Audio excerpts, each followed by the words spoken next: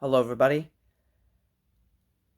Today I'm reviewing the rest of Dune, Book 2 and Book 3 within the first novel, The Moed and the Prophet.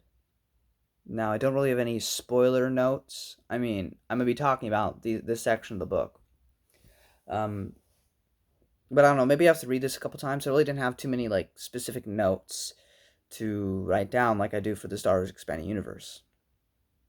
Or at least I was just too invested to there's a bunch of Star Wars books I enjoy, but I'm able to take notes, I guess.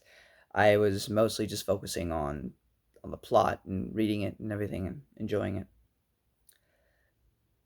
The second portion of this book of Dune mostly focuses um, on Paul and Jessica in the desert, learning to live with the Freeman, and Paul becoming Moedib, the little mouse, um, and of course him falling in love with Chani, who will be played by Zendaya in the new movie coming out.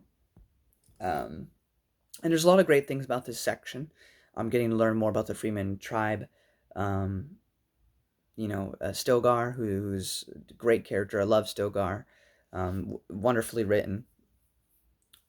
Paul, already with his training with the Duke and everything, and Duncan Idaho, and becoming, this big figure among the Freemen. Till we get to the end of section 2, where he finally becomes the prophet.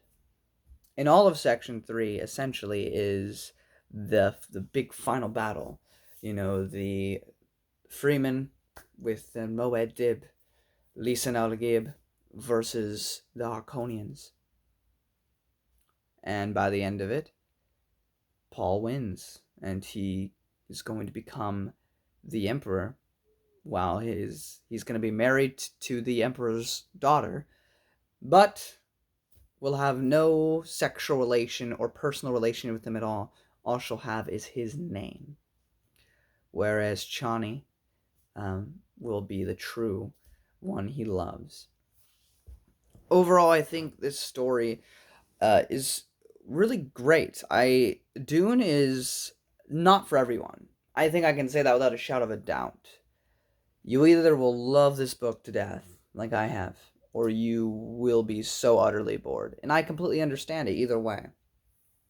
I think it's really interesting how religion is implemented in this. I'm assuming that the author is more atheistic than not. But I appreciate not. It's not any real religion, right? But I still appreciate not making religious people necessarily seem stupid, because that's how it's often portrayed. You have atheist stereotypes on YouTube, or when they treat Christians as if they're Christians, or any person of a faith, and go, oh well, they must be stupid because they believe in the Sky Daddy, right? But whether it be intelligence or wisdom, you can be really wise and not be very smart, or you can be very smart and not very wise, or you can be a mixture of the two. There are people in this tribe who are, religious, who are very intelligent. Look at Stilgar. Stilgar is a very intelligent man, but he's religious. Um, the lines get blurred to whether or not this religion is entirely fake or if there's some truth to it. Because they kind of blur the lines with certain things when they talk about, the Bene Gesserits, orchestrating everything to make this fake religion. But was it entirely their doing, or was something set in motion long before them? It's done in a way to where it doesn't give you a clear answer. You can kind of make up your own mind with that, and I appreciate that. The world is so freaking interesting, and there's still so many more books to come in the Dune franchise. Of course, I won't be back for a while. I'm really interested to see where the story would go from here, but I'm also really interested to see the past, to see. And I know not everyone that likes Dune likes those prequel stuff by Brian Herbert and Kevin J. Anderson, but I'm really curious. I want to know what happened in the past. I want to see a younger Duke Leto. I want to see what happens with Frank Herbert's novels after this one. I'm really excited. And once I finish the Star Wars Expanding Universe, I almost certainly come back. Now, I guess this is gonna be a pretty short video. I usually take notes, but I just didn't this time. Um, but yeah, overall, I think that this series is really well worth your time. And I mean, I'll probably, look over everything again and write down some more notes. Maybe do a live stream at some point about this book. Maybe talking about things a little bit more in depth. Maybe. I don't know. But this is one of the greatest sci-fi novels or sci-fi literature or fiction in general that I've read in a long time. It was just really good. And the best part is it's not even really that sci-fi. Like, yeah, you got spaceships and stuff and shields. It's pretty well grounded because pretty much the whole book is on Arrakis, right? So, and everybody's still using like swords and stuff. So, and there's a reason for that they get into with the past stuff because they got more advanced than we currently are now. But stuff happened, Terminator before Terminator, and now they still use technology, but not nearly to the extent that they have had it. Like, this is a universe where they have reached that technological advancement and then they stopped because of what happened with that technological advancement. So that's really interesting. I think Paul is an interesting character. Um, I like that he's a very reluctant Messiah figure. Father, if there's any other way, please take it away from me. With Jesus, but he took up the mantle and or not the mantle, but took up what needed to be done and went on the cross to die for our sins. If you're a Christian, if you're not, then he's just some guy that got murdered for no reason. Um, and then him coming into his own and being very reluctant to follow this course of action, finally becoming this man that would help liberate a people, you know. And the villains too were absolutely excellent. I liked the guy earlier on, Pitior. I thought he was kind of a creepy man. Got taken out fairly quickly though. Then we have the Baron Harkonnen, who's just the worst person ever with his whole pedophilia stuff and everything, and wanting to touch his little nephew all the time, and just disgusting guy. And I'm glad he's gone. Spoilers, he's gone by the end of this book.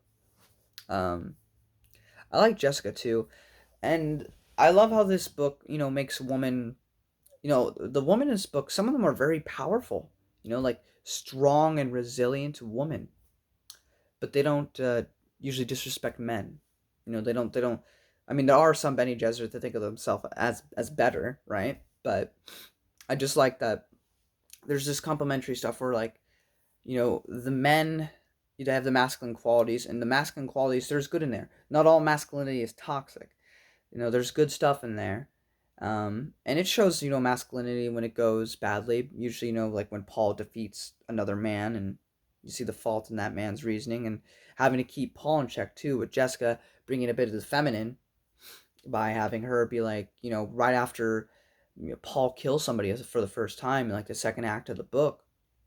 Well, not kill for the first time, kill somebody for the first time, or like actively fighting them instead of just like, stealthily taking someone out to get away, but like actively, like in a battle against one other individual.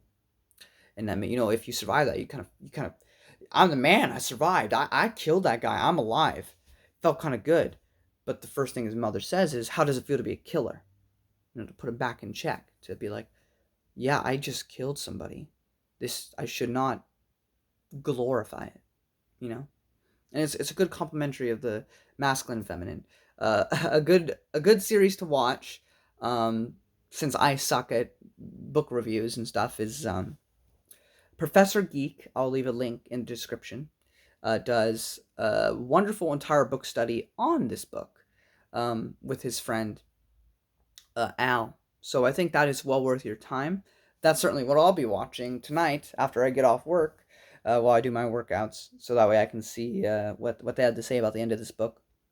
But yeah, without getting into spoilers, and I know the Dune audience seems to be so sophisticated and so great and everything, and so they might find my review kind of, I don't know, basic. I don't know.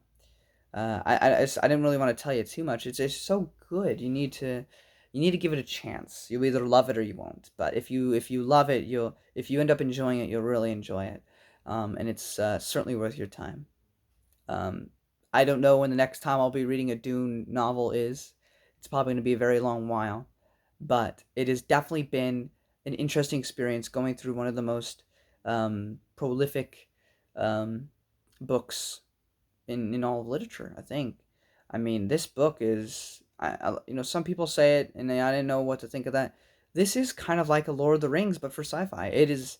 There's lots of world building in here, lots of fake religions, lots of languages and stuff, and like it's all just you just get immersed in this other universe in a galaxy far, far away. That's funny. Anyway, guys, thank you all so much for watching. If you enjoyed this rambling, please give it a thumbs up. Sharing helps a ton. If I do a live stream, I'll let you know in a future video. And next time, I'll see you back in the Star Wars Expanded Universe. Until next time, guys, live long and prosper. We've got to bring all those sci-fi references in here. Okay. See you then.